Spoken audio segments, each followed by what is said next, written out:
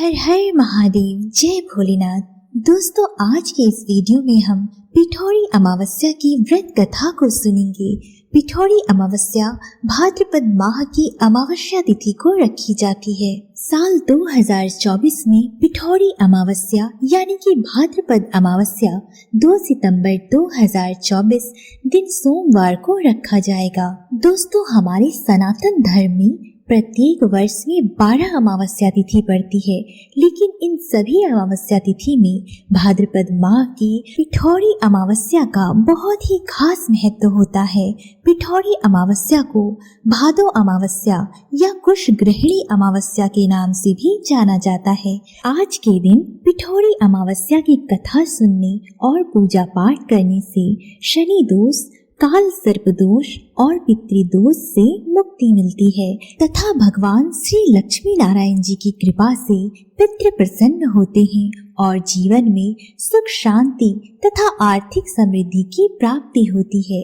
तो आज मैं आपको सुना रही हूँ पिठौरी अमावस्या की बड़ी ही दुर्लभ कथा। तो इन कथाओं को बड़ी ही श्रद्धा और प्रसन्न चित्त मन से पूरा अवश्य सुनिएगा। पौराणिक कथा के अनुसार गरुड़ और सर्प दोनों सौतेले भाई थे। सांपों की माँ कद्रू ने छल से गरुड़ की माँ विंथा को अपना दासी बना लिया था। उसके बाद सर्पों ने गरुड़ से कहा कि यदि वे स्वर्ग से उनके लिए अमृत लेकर आए तो सर्प उनकी माँ को दासता से मुक्त कर देंगे। तब गरुड़ ने अपनी माँ को मुक्त करने के लिए स्वर्गलोक पर आक्रमण कर दिया और सभी देवताओं को परास्त कर अमृत हासिल कर लिया। गरुड़ का पराक्रम देखकर भगवान विष्णु बहुत प्रसन्न हुए और उसके बाद उन्होंने गरुड़ को अपना वाहन बना लिया। उधर गरुड़ से युद्ध करते हुए इंद्रदेव मूर्छित हो गए थे और जब उनकी मूर्छा टूटी तो उन्होंने गरुड़ को अमृत कलश ले जाते देख लिया और उनका पीछा करना शुरू कर दिया। इंद्रदेव ने गरुड़ पर अपने वज्र से प्रहार कर दिया, लेकिन भगवान विष्णु से अमरता का वरदान प्राप्त कर चुके गरुड़ को कुछ भी नहीं हुआ। यह देखकर इंद्रदेव बहुत चिंतित हो गए और गरुड़ देव से बोले, मैं तुमसे मित्रता करना चाहता हूँ। तब गरुड़ देव ने इंद्रदेव की मित्रता को स्वीकार कर लिया। इसके बाद इंद्रदेव बोले, हे मित्र, ये अमृत कलश जिन सर्पों को देने जा रहे हो वे इसे पीने के बाद अमर हो जाएंगे और सृष्टि का विनाश करेंगे, इसलिए ये कलश मुझे वापस दे दो। तब गरुड़ ने इंद्रदेव से कहा कि हे मित्र, मैं यह अमृत कलश तुम्हें नहीं दे सकता, क्योंकि इस अमृत कलश को सर्पों को देकर ही मुझे अपनी माता को उनकी दासता से मुक्त कराना है। लेकिन जिस स्थान पर मैं इस अमृत कलश को रखूंगा, आप वहां से इसे उठाकर वापस ला सकते हैं। गरुड़ की बातें सुनकर इंद्रदेव बहुत प्रसन्न हो गए और बोले कि मित्र, तुम मुझसे कोई भी वरदान मांगो। तब गरुड़ देव ने कहा कि जिन सर्पों ने मेरी माता को छल से अपना दास बनाया था, वे सभी सर्प मेरा प्रिय भोजन बने। देवराज इंद्र से वरदान पाने के बाद गरुड़ अमृत का कलश लेकर सर्पों के पास गए और सर्पों से कहा कि मैं तुम्हारे लिए अमृत कलश लेकर आया हूँ, अब मेरी माता को दासता से मुक्त कर दो। सर्प गरुड़ के हाथ में अमृत देखकर बहुत खुश हो गए और कहा कि आज से तुम्हारी माँ मुक्त है। उसके बाद गरुड़ ने अमृत को कुश के बने आसन पर रख दिया और सर्पों से कहा, तुम लोग पवित्र हो, अमृत पियो। ये कहकर वे अपनी माता को लेकर वहां से चले गए। उसके बाद सभी सर्पों ने विचार किया कि गरुड़ ने ऐसा क्यों कहा कि पवित्र हो, अमृत पियो। इसका मतलब हमें स्नान करके पवित्र हो जाना चाहिए। इसके बाद सभी सर्प स्नान करने के लिए चले गए और इसी बीच घात लगाकर बैठे देवराज इंद्र अमृत कलश को लेकर वापस स्वर्गलोक को चले गए। उधर जब सर्प स्नान करके अमृत पीने के लिए आए तो उस कुश के आसन पर अमृत कलश नहीं मिला। तब उन्होंने सोचा कि जिस तरह हम सभी ने गरुड़ की माता को छल से दासी बनाया था, ये उसी का फल है। अमृत कलश गायब हो जाने के बाद भी सभी सर्पों की अजर अमर होने की अभिलाषा शांत हो गई। सभी उस कुश के आसन को देख रहे थे जिस पर गरुड़ देव ने अमृत रखा था। सभी सर्पों के दिमाग में आया कि हो सकता है इस कुश के आसन पर अमृत गिरा हो। यह सोचकर वे सभी सर्प कुश के आसन को चाटने लगे, जिससे सभी सर्पों की जीभ बीच से फट गई। भाद्रपद अमावस्या को कुश ग्रहणी अमावस्या भी कहा जाता है। इस दिन लोग कुशा एकत्रित करते हैं या खरीदते हैं और उसे वर्ष भर होने वाले यज्ञ, हवन, श्राद्ध, तर्पण आदि अन्य धार्मिक आयोजनों में प्रयोग करते हैं। कहा जाता है कि कुशा के बिना हिंदू धर्म में कोई भी पूजा पूर्ण नहीं मानी जाती और इसलिए भाद्रपद माह में लोग कुशा एकत्रित करते हैं, जिसे वर्ष भर धार्मिक आयोजनों में आप प्रयोग कर सकते हैं। कुशा के अग्रभाग में ब्रह्मा, मध्य भाग में विष्णु और अंत में भगवान शिव का वास माना जाता है। अब आप सुने पिठौरी अमावस्या की अन्य पौराणिक कथा। इस पौराणिक व्रत कथा के अनुसार बहुत समय पहले की बात है। एक परिवार में 7 भाई थे और सभी का विवाह हो चुका था। सबके छोटे छोटे बच्चे भी थे। परिवार की सलामती के लिए 7 भाइयों की पत्नी ने पिठौरी अमावस्या का व्रत रखना चाहा, लेकिन जब पहले साल बड़े भाई की पत्नी ने व्रत रखा तो उनके बेटे की मृत्यु हो गई और दूसरे साल फिर एक और बेटे की मृत्यु हो गई और 7वें साल भी ऐसा ही हुआ। तब बड़े भाई की पत्नी ने इस बार अपने मृत पुत्र का शव कहीं छिपा दिया।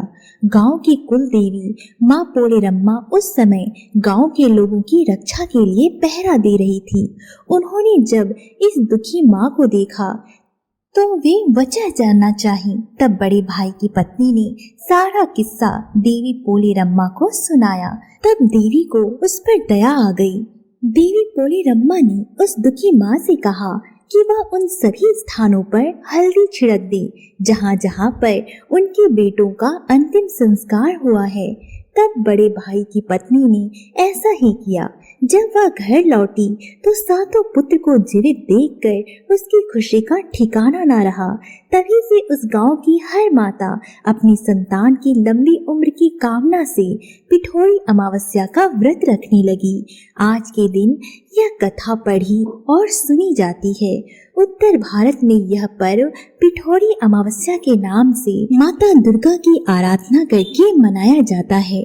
वहीं दक्षिण भारत में यह त्योहार पोलाला अमावस्या के रूप में माँ पोलेरम्मा, जिन्हें माँ दुर्गा का ही एक रूप माना जाता है, की पूजा अर्चना के साथ किया जाता है।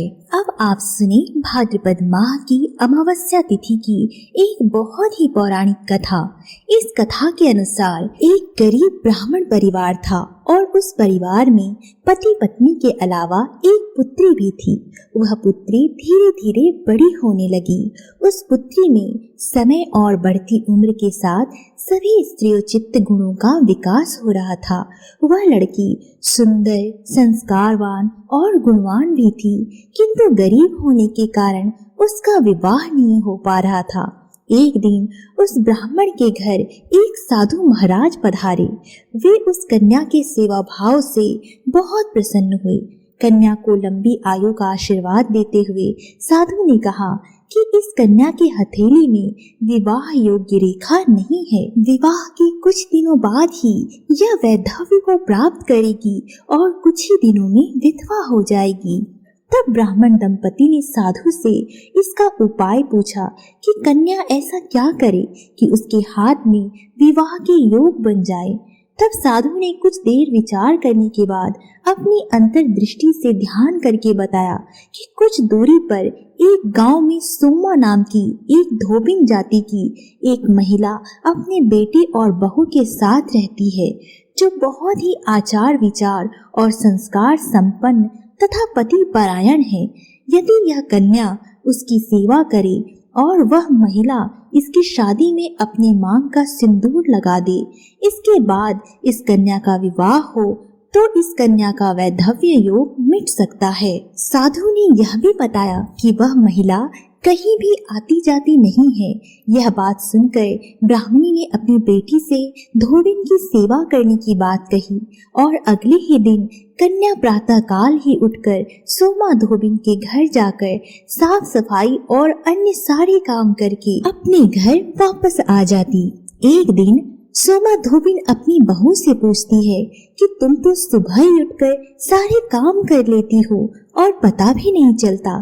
तब बहू ने कहा, माँ जी, मैंने तो सोचा कि आप ही सुबह उठकर सारे काम खुद ही खत्म कर लेती हैं। मैं तो देर से उठती हूँ।